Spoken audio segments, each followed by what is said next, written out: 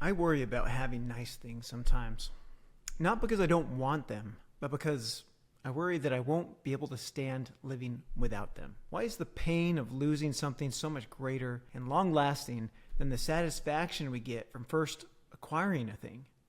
The saddest thing about having nice things is that they become commonplace over time. The first time I bought a car that was newer than 10 years or so felt like an incredible upgrade to me. I was ecstatic. Now I've acclimated to having something much nicer, and the idea of having less sounds painful to me. The rich often rightly sound out of touch with reality when they start saying things like, "Oh, I could never shop at Walmart," or "You need to treat yourself, go take a vacation." We want to emulate these people's self-care routines, and we want to indulge in the comforts they take for granted, but the average person just doesn't have the means or the time to do all of that. So we make do with far less. I'm not sure a, quote, average family can even afford a trip to Disney World anymore. It's easy to acclimate to luxury to the point that life without luxury sounds excruciating. Even though just some years prior in life, living without them was probably fine, and we probably didn't care. We probably even scoffed at the people that had things that we didn't, but behaved as if they couldn't live without them. Once upon a time, people were happy to have a meal for the day. And in some places, that still is all that matters. Maybe to be happy in this world, what we really need is to find a way to detach ourselves from the rat race that the pursuit of possessions forces us into. Chasing after the next thing is exhausting. It's no wonder people feel like they work, and then they die. Because they do. We look for what's not presently available to us, and we use it as a driver to move forward in life. But maybe when we do that, we're robbing ourselves of the pleasure we could be experiencing if we just reminded ourselves more often of the joys of having the possessions we already have. It seems like such a simple formula. More things, status, power, etc., equals more happiness. But that really doesn't seem to be the case. Just about every documentary of just about every celebrity I've ever seen talks about deep bouts of depression. So clearly, all the luxuries in the world doesn't seem to make everything better. Comfort so easily becomes our crutch. It can almost become a kind of prison once we're acclimated. Pretty soon after we have it, we refuse to be happy without it. We slowly chip away at our ability to be happy with less. In a strange way, it's our discomforts that keep us grounded and free.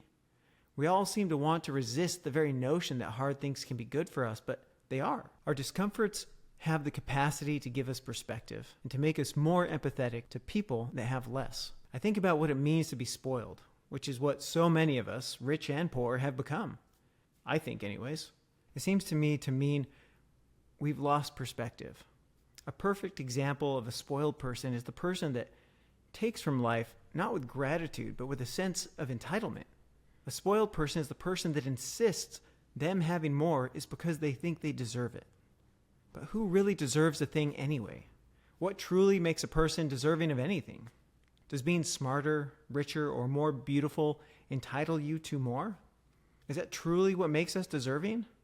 I believe what makes a person deserving is whether or not they can make use of a thing and be grateful for it. I know people that fear not being relevant to the world more than they fear the misery that pursuit drives them to. If they're not working on big things or are around powerful people, they think they are not living. But as much as those people have influence over the actions of many, they have little to no influence over people's souls, which at the end of the day, I think is probably the only thing truly worth having an impact on, since the soul is the part of us that lies outside of the actions we take to simply survive and experience pleasure. I can't help but feel like the people that have the real advantage in life are not the smart ones, the good-looking ones, or even the rich ones, but the ones that know how to smile at the little things around them. The greatest contributors to this world, in my opinion, are the ones that can appreciate it. What is the value of the beautiful world we live on if it's simply a thing to be conquered or endured? Instead, the world we live on is a place to be admired. As history drudges forward, people will force change upon it. And the people that force the most change will be the best remembered for a time. But I think the people that found a way to enjoy the process of living are the people that have actually won the game of life. The world doesn't need more conquerors. It needs more admirers. There will always be things you want in life that you won't have. Whether that is a different president in office, a Ferrari, fame, or the admiration of your peers. So in theory, you will always be left wanting more. But if you are capable of seeing what you have and appreciating it, you become the king or queen of your mortal existence because you hold the greatest power of all, which is power over your own joy in life. Joy is simply not something that just happens. It is something that we have to actively choose to practice. It is as much an intentional action we take as it is a result of our present circumstances. I don't know what I would do if I lost everything, but I try to remind myself of when I had nothing and was content.